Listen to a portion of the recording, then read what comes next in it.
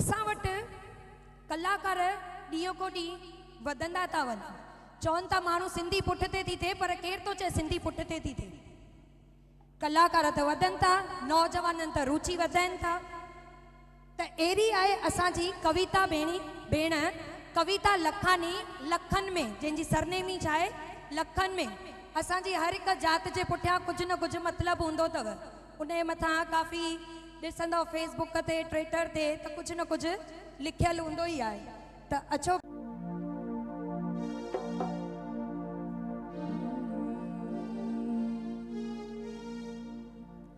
जिए मुंहिंजी सिंध मां त घोरियां पंहिंजी जिंद पंहिंजे अबाणी वतन सां। जिए मुंहिंजी सिंध मां त घोरियां